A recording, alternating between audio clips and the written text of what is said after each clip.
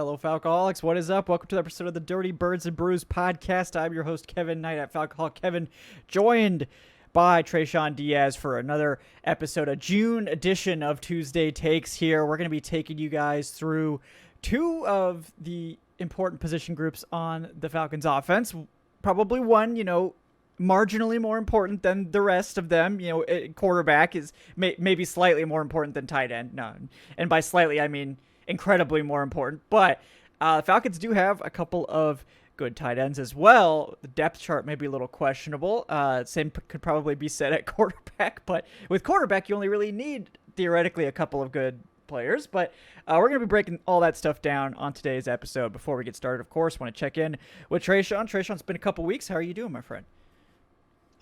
Well, it's the dead period of summer, so I'm just out here hungry for any football content. So gonna have to make it ourselves, Kevin. Gonna have to feed ourselves. Eat what we kill. And today we're going over QBs and tight ends.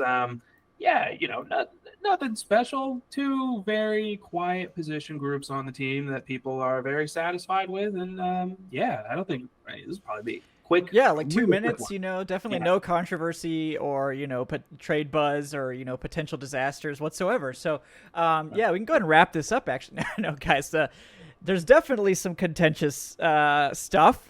Probably the two players we're asked about the most are Kirk Cousins and Kyle Pitts. The two players on the Falcons roster are most surrounded by constant trade rumors and discussion. So we'll obviously touch on the potential for that and how it will impact these position groups, but sort of going over our thoughts on the depth chart and who's likely to make the roster, that sort of thing, as we get you guys all set up for training camp, which as of today is a month and a day away from the first practice. So, cool stuff. Excited to see it. And they'll of course be, real things to talk about then. For now, we have to get by with just roster analysis, but could think of worse things to do in June. So we've still got this. We've still got some content to lean on here.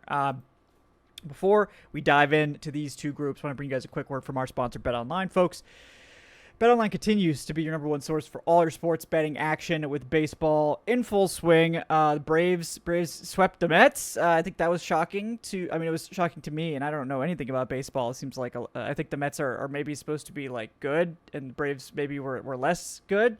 So congratulations to the Braves on that. I hope that continues. Football season's almost here. There's definitely plenty of NFL futures going on over at BetOnline. Obviously, we had the NBA and NHL finals both come to a close. Congrats to those teams on winning. BetOnline's got plenty of ways to stay in on the action with the latest odds, news, and scores. Even live in-game betting options available from MLB, UFC, tennis, the aforementioned NFL futures. BetOnline remains your top choice for sports wagering info. And in between games, you can hit up the BetOnline casino with all the top Vegas-style games, including poker and live slots.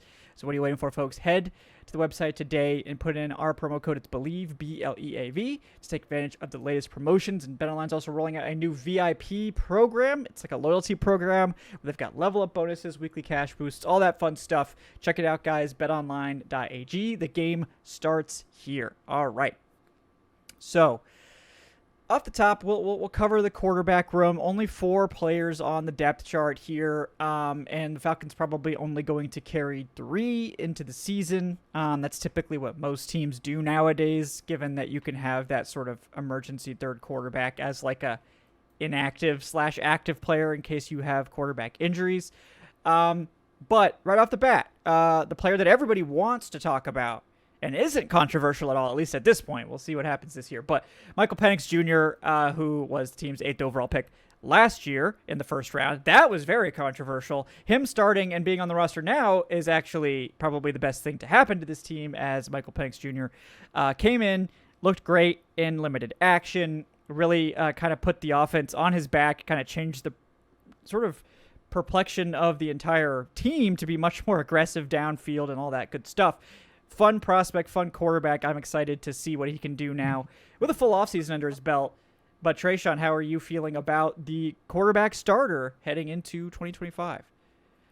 Yeah, I think cautiously optimistic is the word to use. We saw a nice 3-game sample size from the young QB We saw a lot of good things, and we saw some things that we hope to see him improve on and clean up moving into next season. Some of it is just like chemistry stuff. Like we talk about the fact that you're not getting those first team reps throughout the bulk of the season or anything like that. So it was a quick transition for him, but when you take that into account, I think it kind of highlights how well he did, just kind of having to come in and be a professional. He's a QB2 last year, and Kirk's the QB2 this year, and the job of the quarterback 2 is to be ready when you're called upon. And I think he checked that box. So at the very least, we've got a QB2 with a laser for an arm. And I think the upside is there for like a fringe top 15 quarterback next year. And that's kind of like the peak of my expectations for Penix, because he's still, young. He's still, in terms of, exposure, it's been very minimal. And there's going to be more tape on him. So it's going to be interesting to see how he adjusts over the course of an entire season instead of just 3 games. But yeah, Michael Penix looks good.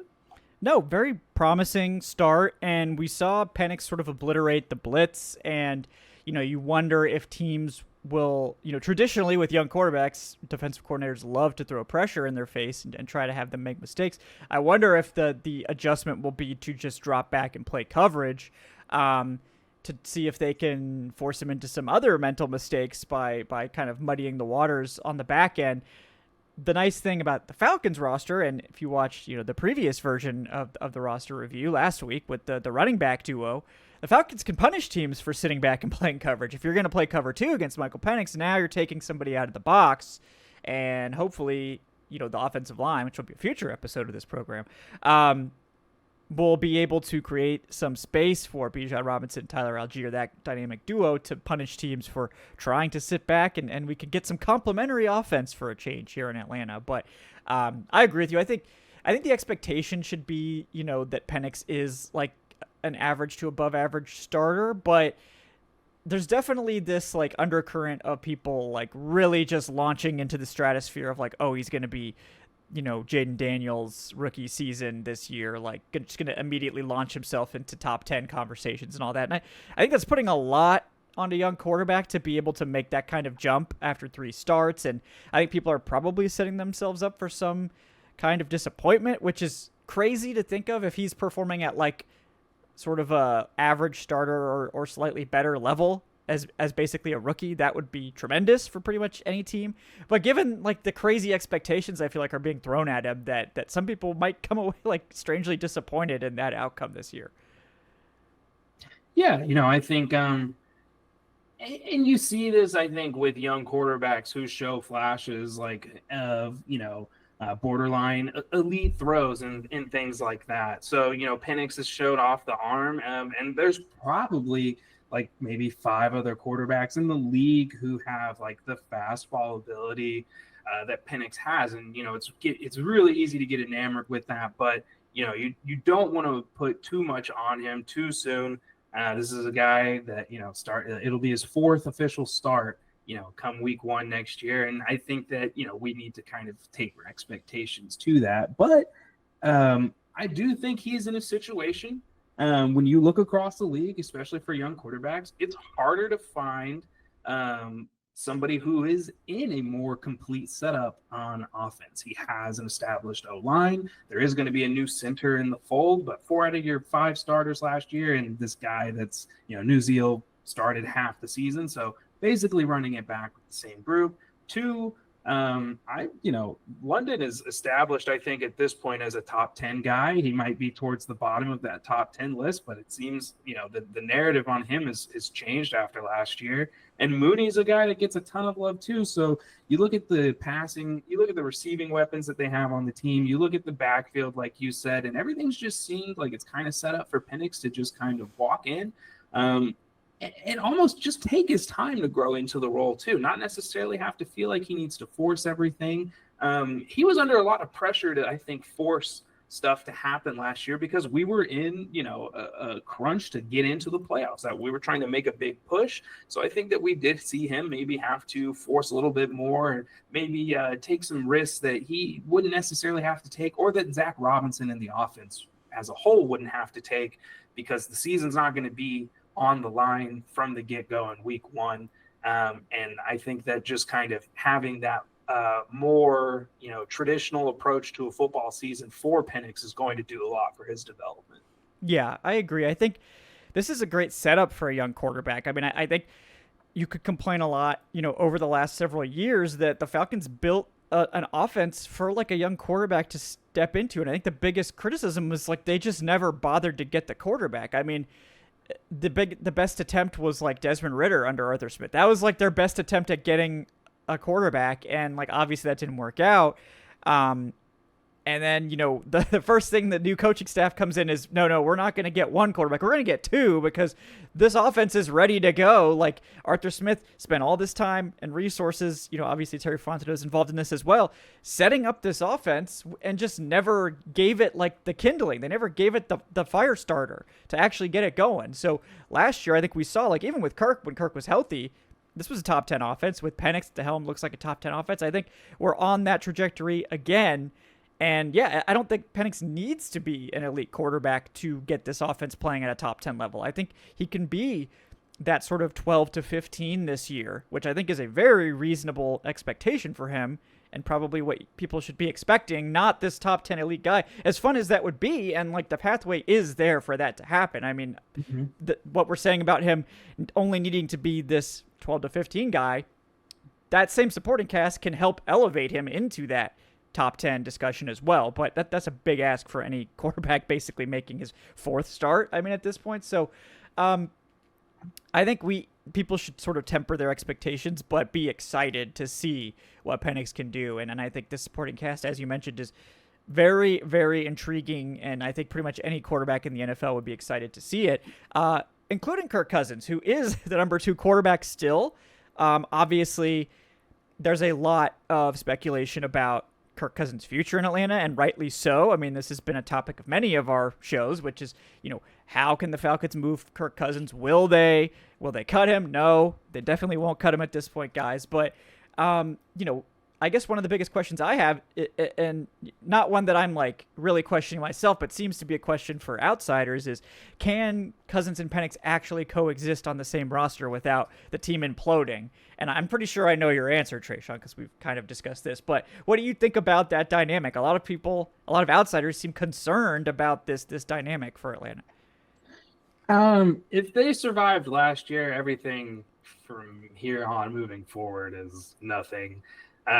It looked like Kirk Cousins had just fallen off a cliff for about 5-6 weeks in a row. You didn't hear the locker room getting ready to to revolt. You didn't hear about a coup. You didn't hear fractures start to develop where one receiver says they want Penix, another guy says they're going to see it through with Kirk. So if you were able to survive the slide that was the second half of the Falcons season last year, I think moving forward, everything's going to be pretty easy because there's not really going to be much to be said at this point. Penix is the guy. Kirk knows that this is a what have you done for me lately business, and he dropped the ball last year when he had the opportunity to kind of cement himself as the guy for the first 2 years, because again, all Cousins had to do was do the same thing that we're talking about Penix doing now, which is be the 12th to 15th best ranked quarterback. And that's basically what he was during that 6-3 start. And he just kind of fell off after that. And so now Penix is up, and I don't think Kirk is really, here to kind of, thwart the Falcons' plans. Kirk knows that if he wants to get off this team, he's got to be a good company man. He also knows that if he were to get called upon, this is probably one of the best teams to be on if he had to come in and play. And if he wanted to kind of show that, he's still got it. If Penix were to get hurt for a game or two or something like that, that's unfortunate. They're going to need to be able to have Kirk in the locker room to be able to rally around him, because you don't want to see this season get off the rails. And to your earlier point, that's the whole reason they added both of these guys. They're insurance policies for one another, for the team, if you will. If one goes down, you're theoretically have another guy who can give you top 12 to top 15 fringe play sitting and waiting, and the infrastructure is good enough to ride this baby home. Yeah, I agree with that. I think that Kirk is the best backup in the NFL. He's battle hardened. I mean, by far the best backup in the NFL. I mean, I think he could walk in and be mostly an average starter for pretty much any team. And he has his limitations, and a lot of people get too hung up on that. Every quarterback, for the most part, has limitations. Kirk's are more pronounced in that I think he needs a team with a functional offensive line at this point. That's not unusual for pocket passers to need that, but he needs it. I mean, just like Jared Goff. Jared Goff without a good offensive line is not functional either. So, and credit to the Lions, obviously. They figured that out. He looks great behind that Detroit offensive line, but Kirk's the same way. You keep him clean, you give him a good supporting cast, he can absolutely helm a top 10 offense. That's not really going to be an issue. The issue is like, how much play action can he do? I think at this point, maybe he's healthier than he was last year, so maybe that's more of an option. That would be the hope, obviously, because you would expect the Falcons to be running a lot more play action now with Penix, so if Kirk did have to come in, he would need to be able to operate that too.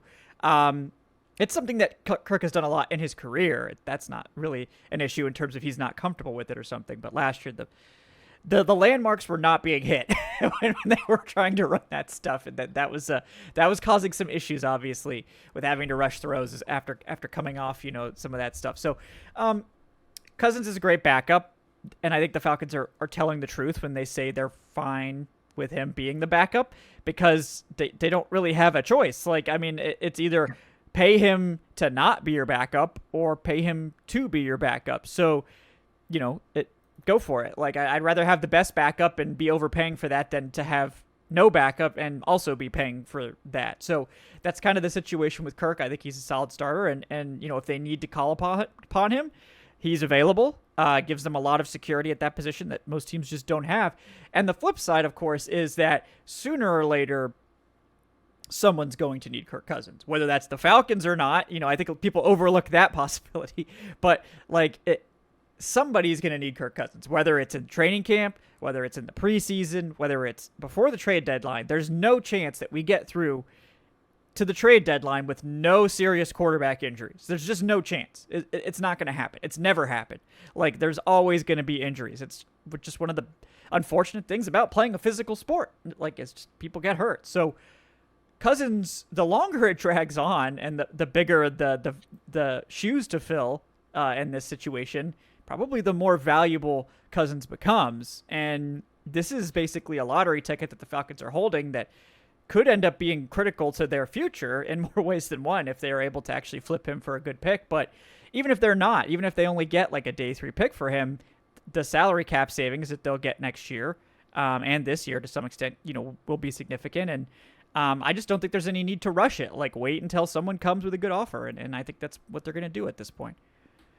Yeah. Kind of like you said, they really don't have any other choice. So at this point, it's wait and see. And, you're prepared for injury. Hopefully nothing like that were to happen to Penix. But if something happens, then, everybody at that point is going to be like, oh, okay, well, I guess this worked out. Everyone's going to begrudgingly have to admit that this plan wasn't so bad after all, which is exactly what happened last year when Michael Penix ended up playing. Everyone begrudgingly had to kind of look back at the draft plan and, well, I guess it wasn't too bad after all. So the real competition is between Easton Stick and Emory Jones.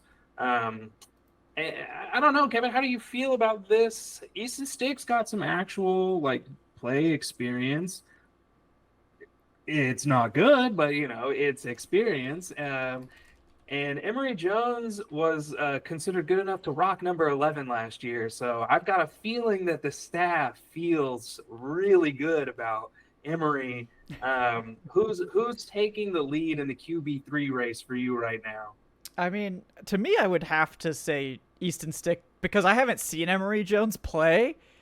And Easton Stick hasn't exactly been great or anything, but he has played. And didn't completely fall on his face most of the time, which is kind of just the expectation for a backup quarterback these days. That's just the state of it in the NFL. There's just not enough good quarterbacks, and Stick he's fine. He's a fine backup quarterback. He's probably not going to win you more than 1 or 2 games. If you have a great supporting cast, he might be able to keep it afloat, but you're changing your game plan to lean on Bijan and Algier in that situation anyway. Maybe with Cousins, you don't have to change the game plan. That's a nice thing about having him in the fold. But for the most part, Stick is probably about the baseline of like a backup quarterback in the NFL. I mean, he was the Chargers backup for like several years, and it's not like he was great. So that's who I would assume has the leg up, just if they want someone with that experience. Emory Jones is more of a wild card in that we just haven't really seen anything from him. I mean, we'll definitely get to see him and stick in the preseason. Yes. and maybe that will tell us something. But yeah, at this point, the Falcons are neither of these two options is really getting anyone up out of bed in the morning. They're like, okay, well, yeah, if we have to go to either of these guys, we're in big trouble. But I think Stick is fine, especially as like a QB3. And Emory Jones, we'll have to see in the preseason. Like if he looks good in the preseason, then maybe we could talk about him being like the QB3 or QB2. But at this point, he seems more like a practice squad caliber guy to me. But I don't know if you have any more insight on Emory Jones. I mean, they gave him 11, but I think that was because they were hoping that he would just never take the field and they'd never have to explain it. So, yeah. I'm not sure. You've got Emory Jones. Just knowing that he got the 11 makes him a little intriguing. Stick, I'm not sure most people remember. Stick's like, he's actually he broke Carson Wentz's like all-time winning record at NDSU. Yeah, most winningest QB there. Yeah. He was there before Trey Lance. He was the quarterback before Trey Lance, and so he's got 2 titles. You love all the the resume builders that come with it, and seems to have the makings of a very, really good clipboard holder. Maybe be able to give a couple good notes in the quarterback meeting, stuff like that. Jones is still, I think he's technically last year was his first year, I believe, like his first season in the league, or maybe it was his second. But younger guy, maybe they see a project QB3, QB2 that they want to hang on with here, but. I got to give a shout out to emergency quarterback Bradley Pittman. I'm not sure how many people remember Bradley Pittman's 1 pass attempt last year, but it was glorious. And if you don't, please go look up the failed 4th down passing attempt from Bradley Pittman, where our man One shows us the scrambling ability of Michael Vick. A play extension off the bat. 6'5" QB, he's a monster back there. Looks like a Hall of Fame prototypical quarterback. And then makes a smart decision to just throw it away. You could tell he was super angry that nobody got open because he'd been waiting his entire career to let one rip. I gotta say, that ball got out of bounds, Kevin. It looked pretty good. So in terms of like all of the quarterbacks on this roster, I think Pittman is the one that is the most Sanu ability, because I think that cannon could be 5 for 5. Just like Sanu was for touchdown passes. Yeah. No, people forget that Bradley Pittman is like a brick shithouse. This dude is he's huge. The biggest punter you've ever seen. He's massive. Like I know. Like I think the Jets. 270 pounds. He's nuts. He's like a freaking edge rusher. So yeah, like Bosher had the best tackling technique of any punter I've seen, but Pittman is actually built like a linebacker. So that's always nice to have back there. He, other than maybe, I think the thickest punter probably belongs to the guy the Jets signed or whatever, or kicker, Mevis or whatever his name is. That dude is like 5'11" and 250. So he's thicker. Pittman's more like just ripped, but like, I respect a punter that's like, look, I'm 6'5". I'm linebacker like size. I'm edge rusher size. I'm going to punt. Yeah. Just because I can. And I respect that. I respect that entirely. So, we're going to have a ton of Pittman praise on this, because I don't know if we're going to have time for a full special teams episode. So this is the Bradley Pittman praise here. Also just underrated always, Bradley Pittman. So, but yeah, I think that overall the quarterback depth chart behind the top 2 guys is about what you'd expect. And we'll have to see if, the Falcons end up sort of adding anything else to this group or shuffling. They do that sometimes, but I would expect that that's probably going to happen during the preseason if it does happen at some point. So we'll see. But I think you feel really good about the top 2. Yes, Kirk Cousins and Michael Penix can coexist together and will probably be one of the better quarterback rooms in the NFL as a whole, certainly. And we'll just have to see how that plays out with Cousins, but in the meantime, we'll be happy to have a great backup situation and a very secure one at the moment. So there could be worse things, much worse. Trust me. Oh yeah, we've seen it. Mariota Ritter. Yeah. So Ritter Heinicke. It can get so much worse. Those were dark times, yes. All right. So let's move on to the tight end room here in Atlanta, which also opens up with a player surrounded by trade rumors and Kyle Pitts, who, outside of a great rookie season, hasn't really lived up to expectations. I think some might question, outside of like a Brock Bowers-esque season, like would he have ever lived up to expectations? Maybe not, but complicated around Kyle Pitts, and it has been for a while. You know, I think there's blame to go around everywhere. I think it was obviously very strange that Arthur Smith prioritized Kyle Pitts at 4 and just kind of didn't seem to have a plan for him outside of the first year where they were just like, Pitts go deep and Matt Ryan will throw deep. And it worked great. That was actually a pretty good plan. And then they were like, we're not going to do that anymore, mostly because we won't get a quarterback. But, you know, or maybe they tried to get a quarterback, but I don't think the quarterback they attempted to get would have solved any of these problems either. So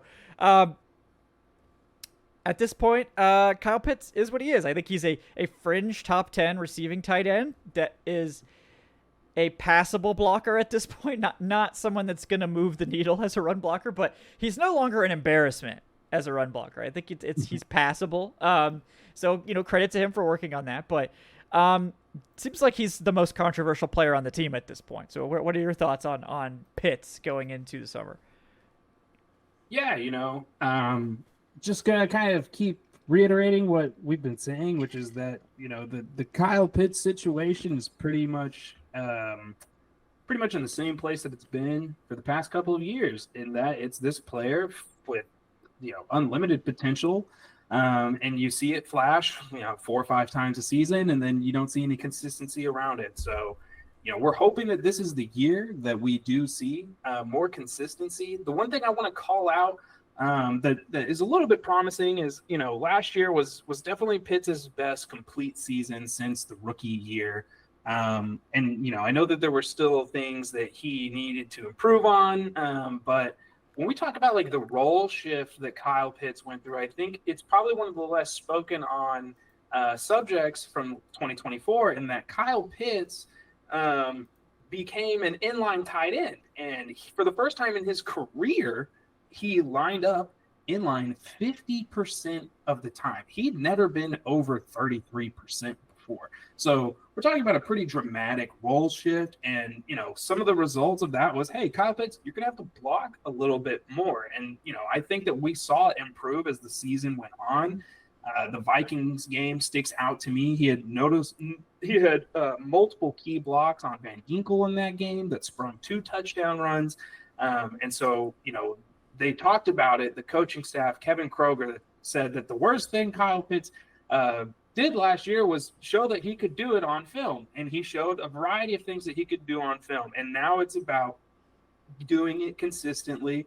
I think that, you know, with Zach Robinson's implementation of the Rams offense, it was kind of always going to be about a 2-year plan for Pitts because of this big transition. And I'm not saying like, oh, it's, you know, this 2-year plan for a player that's already in their 4th year or whatever. You know, not that he is learning how to play football, but just that he's learning an entirely new offensive role for him, because, you know, Art's stuck with pretty much the same thing every year. He mostly had Pitts on the same kind of splits and percentages in terms of inline, slot, and wide. But last year was the first time we saw a real dramatic shift. And I think Z-Rob's probably going to try to keep Pitts in line about 50% of the time again. So it's just going to come down to, how are we utilizing him? Is he going to be front side? Are we going to be running any more 12 personnel? Or is it just going to be like maybe putting Pitts backside with Werner out there at the same time? They can get creative, and they're going to need to get creative, because there were too many times last year when the Falcons needed a vertical answer and they did not call his number. And we have seen, you know, we've seen montages of Pitts at this point, produced by yours truly, getting wide open and not being looked at, being on the backside of progressions. And we've also seen, yes, plays where Kyle's not giving full effort. And when the ball's not coming your way, I'm not saying that gives you a right to act a certain way, but when you talk to players, when you talk to guys that have played the game, and when you have this same kind of problem going on for years now, where you're getting open, but you're not getting targets, it is mentally going to wear on you as a player. It's Kyle's job to overcome that mental wear. That's part of the game. And it's going to be the team's job to get him involved and make sure he stays involved, because he is an asset for this football team. Yeah, he is. And you know, there's a lot that goes into this stuff. It's not as cut and dry as people make it, you know. And again, Pitts obviously has things he has to work on. The coaching staff has things they have to work on. And that, you know, I think we also have to go back to the talent acquisition at quarterback, and that this, you know, if you want a guy to live up to his potential. I mean, even Drake London, like Drake didn't have 1,000 yards until this last year. But no one seems to think Drake's a bust. And obviously I think Drake has performed much closer to his draft slot than Kyle Pitts has over the last several years. But, you know, they're not as far off, I think, as people think. I mean, Drake's way more consistent, but, you know, they're basically the same age. And I think people act like Kyle Pitts is washed, and Drake just finally had his breakout. Like if Kyle Pitts had the Drake London season last year, the narrative would be completely swapped, right? Like, oh, well, Kyle Pitts is obviously not a bust because he just had this great season. So this is kind of the way it is. Like, if you have a great season, then you can completely flip your narrative. I mean, Nico Collins was the same way, right? I mean, another guy that completely changed the narrative on his season. So yeah, Pitts, I think, is there. Yeah. If you even flipped Pitts's rookie year with last year, everybody's saying that he's a hit. Yeah. Like, if he builds up to that 1,000-yard season instead of sets that standard right off the jump. So, perception is, it's a pain, but, Pitts has to do what he has to do. A guy that I think did live up to his potential last year was Charlie Werner. Will probably go down as one of Terry's best budget free agent signings in his career here. Yeah. No, Charlie Werner has been very nice. And I think that's a guy that, you feel just great about as a wonderful tight end too, that can do a little bit of everything. Obviously he's much more impactful as a blocker. And a guy that, can catch, I feel like they should have been throwing the stuff that they were throwing to Pitts a lot to Charlie Werner, because it's like, well, everybody's going to be watching Pitts on a slant or like a little out route or whatever. Everybody's like, the linebackers are going to charge him. But like Charlie Werner, if he leaks out, no one's going to cover him. And it's like, we're using these guys the same way when like Charlie is not going to get the attention that you would associate with Kyle Pitts. So he's going to be a better option on those little sneak outlet type of plays, whereas Pitts is just going to be swarmed. And, we don't see them asking Charlie Werner to run, seam routes or anything like that either. So, it's a little bit, their usage is different. But I think Werner is a guy that you love to have as a tight end too. And he doesn't have receiving upside, but he's a reliable pair of hands. He can run some basic routes, and he's a great blocker. He moves really well. Good for this scheme. I'm very happy to have Charlie Werner as the tight end too. And I think you feel the same way. Yeah. He ended up, Zach Robinson had to go to that well as the season went on. I think he kind of found out like, oh yeah, that's why we signed this guy. We should be using him to block. And hey, it turned out pretty good. They started upping the split zone concepts. We started seeing him in motion, kind of did some pseudo fullback work, H-back work. And so those are the kinds of things that, it's great to see the OC kind of like expand on and really get better at as the season goes on, really getting down to who's best at what are my guys, how do I get them in the best position for us to win? And we saw Charlie Werner even doing one-on-one pass protection work, and it looked really good there as well too. So, he's somebody that, if maybe we can just kind of get, he's going to tight end university. Charlie Werner is. So, maybe if Kelsey and Kittle can give him some notes, maybe Jason Witten will be there and he can kind of teach him like the art of deception, like being so slow that you're open kind of thing. Yeah. Seems like it would fit in Warner's wheelhouse. I'm with you that he's kind of like the safety valve, prototype tight end where it seems like just leaks, flats, little stop routes, things like that would be, money for Werner. Let's get some 2 tight end sets because, again, you've got this backfield that we talked about earlier. We don't have to force the ball through the air that much. We can get really creative. We can even do something crazy and go 22 personnel where we have Algier and Bijan and we have Werner and Pitts. I know this like hold on, crazy. There's like too many. There's too many players now. Yeah. so Michael Orkey's back around here somewhere. There's just a lot of opportunity because they both do offer something very different. And I think that they both show value in being on the field, separate, but at the same time as well, we just didn't get to see enough of that last year. But when we did, we saw it pay off really well. And now, Kevin, I'm looking at the rest of this list. I'm getting mildly concerned here. Yeah. No, and I first of all want to agree that I think 12 personnel for this team is good, but I think when they play it, I wonder if it'll look more like 11 because they'll have Pitts as like a big slot. And I wonder also, we haven't done the wide receiver group yet, but we've talked about it that the Falcons have really emphasized getting big receivers. Pretty much every receiver they've added, except for Jamal Agnew, who's going to be a return specialist, is like 6'2", 210 plus. Like they brought in a bunch of big boys to maybe start using a big slot most of the time. So I wonder if they want to get 2 tight ends on the field, maybe we just have Pitts play the slot.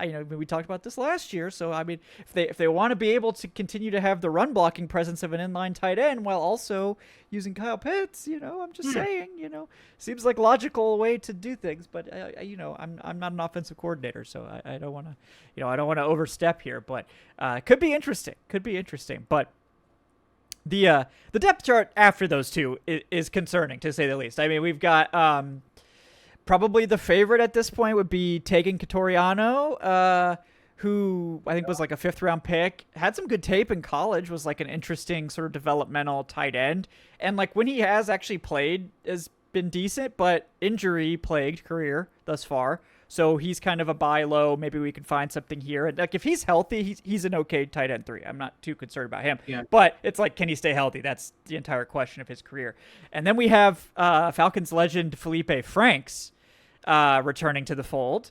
UDFA Josh Simon and Nikola Kalinic, who has spent a couple years with the Rams as like a developmental tight end, who makes me just think of like Tesla for some reason, oh, he's some kind of mad scientist at tight end, but that's the first name. It's not actually, they're not related, it's just a first name that's similar there, but other than that, I don't know anything about Kalinic. So yeah, I mean, it's mildly concerning at this point. The Falcons are only likely to, I think this is the clearest sign yet that the Falcons are probably only keeping 3 tight ends, but what do you think about the rest of this group?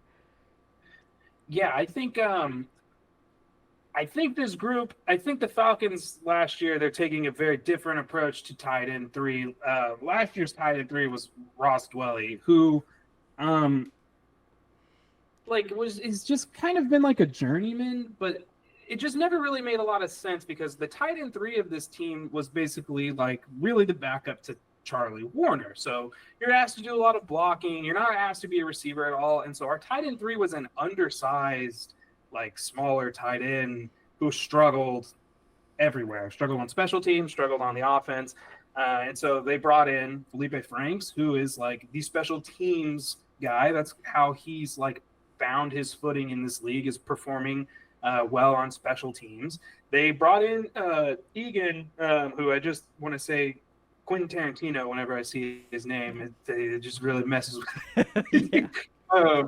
They brought in Tegan, and when you look at like his size profile, he's kind of like basically Charlie Werner. I think he's like a little bit lighter, but he's like a 6'6", 260 pound guy. Like you said, for him, it's going to come down to, can he stay healthy? Because like we've seen some flashes, and this is somebody who I think would like actually maybe offer even like a little bit more as a receiver than Werner, but I think he offers more as a blocker too than Pitt. So he to me, I think like would be the ideal, if he can stay healthy, tight end 3 guy. I don't know nothing about Mr. Nikola. And so, I think the only other guy that like we've heard a lot of is Joshua Simon. Joshua Simon is like, the Kobe Bryant of offensive undrafted free agents. He's got a hype machine around him. He is fun tape. He looks like baby Pitts. Like he just kind of looks like baby Pitts. Very similar to Kyle's Florida film. Leaner guy. Wins by being an athlete.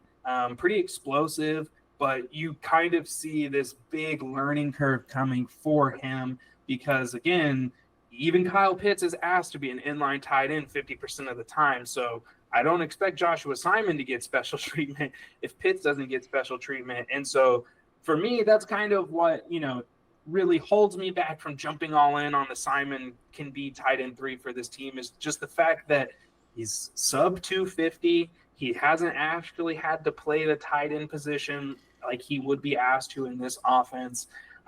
And so, yeah, when you look at, the rest of the roster past Pitts and Werner, it's going to be a scrap to figure out who is going to win tight end 3. And this is one of those position groups where I feel like the coaching staff is like, thank goodness we don't have to make cuts until the final week now for players, because this group would give them nightmares week through week. They'd be trying to hold on to figure out, at the bottom of this race, who's the guy they really want to keep and who's the guy that they want to get out of here. Yeah. I think at this point, they're gonna open camp. They'll see how these guys look when we start to get some contact, see if anybody shows promise. But this is definitely a spot where I think they probably got someone on speed dial. Like, it would not shock me at all if they've already contacted Gerald Everett and sort of have been like, hey, we're working on some stuff. We're interested. We want to, we're in sort of a position where we've got some young guys that we want to see in camp. But like, if we don't like what we see, what do you think about coming in here? And that way you don't have to show up to the mini camp stuff. We know you're a vet. We know you got experience in the system, whatever. Teams do this type of stuff. They've got guys on speed dial. That's someone obviously that would make a lot of sense. If they're looking for more of that receiving focus back, he's got the experience there.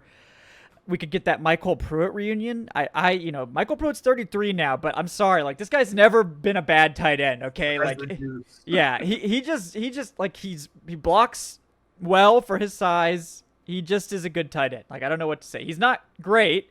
He's not really starting caliber anymore. But as a tight end 3, it's like, why would you not sign Michael Pruitt? I feel like he would be easily the tight end 3 in this room at the moment, even at age 33. But there's some tight ends out there.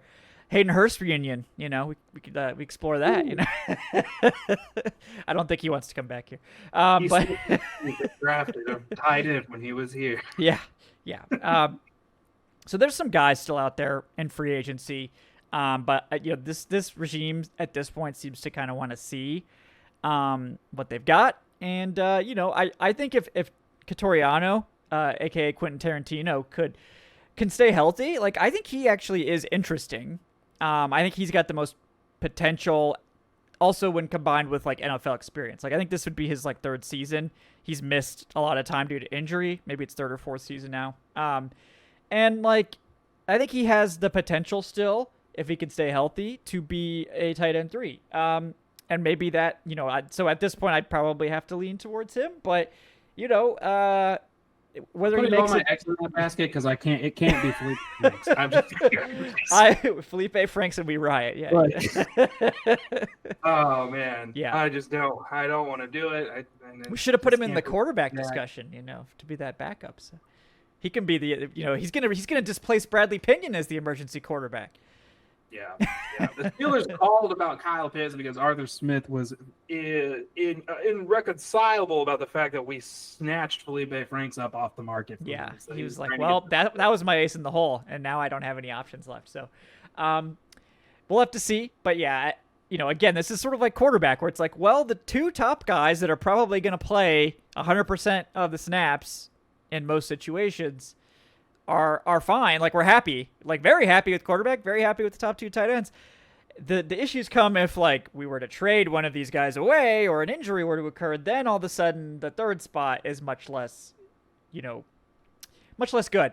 But that's honestly the case for pretty much everyone. I mean, there's not a lot of teams that are like, well, I feel great about my QB3, if he had to play. So that's not exactly a problem that's restricted to Atlanta, but Falcons may be unique in that, especially a tight end, where it's like, we know we have a big decision to make with Pitts and like, next year, and don't really have anything behind Charlie Werner. And then they just kind of don't really do anything at the position this offseason other than maybe sign a few like fringe guys. So maybe they'll be right. Like, maybe Cotoriano is healthy finally and actually can live up to, I mean, he's 5th round pick. This isn't like a total bum or anything, guys, but we just haven't been able to see a lot of that due to injury. And we know what to expect from Felipe Franks, which is special teams, and maybe Josh Simon can hit the ground running.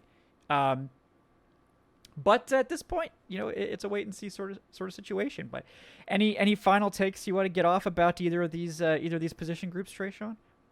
No, nothing left for me. I think we've said it all at this point.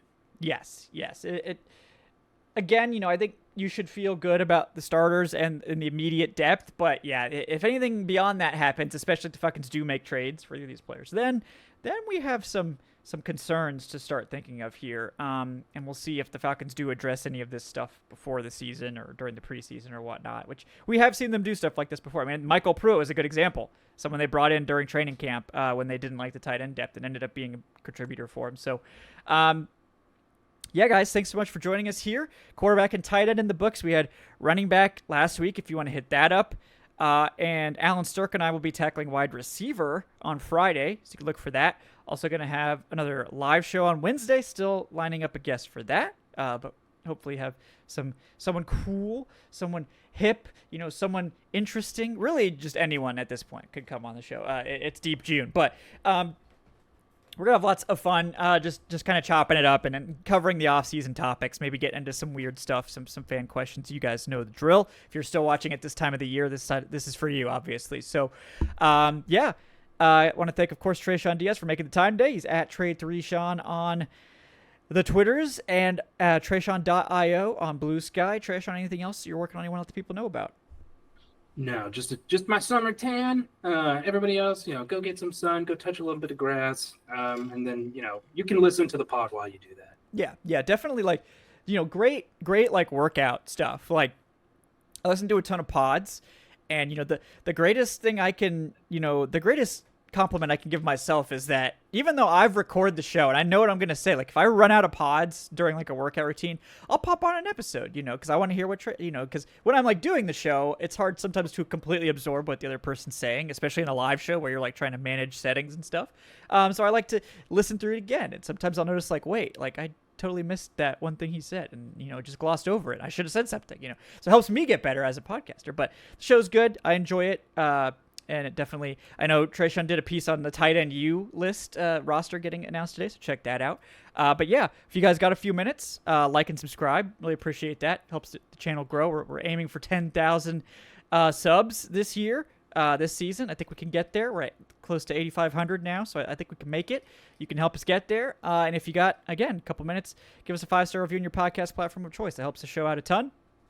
We'll hopefully on Wednesday be able to announce some training camp stuff. I think at that point we'll have some more info. So stay tuned for that.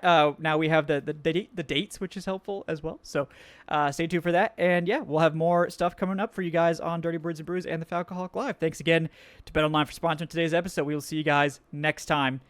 Until then, enjoy the off season, enjoy the summer. Don't get too hot out there, especially if you're in the Northeast like me, where it's like 98 degrees today out of nowhere. Tre'Shon's just living it up, in the cool climate today. But thanks so much for watching us, guys. We'll see you next time. Have a good one.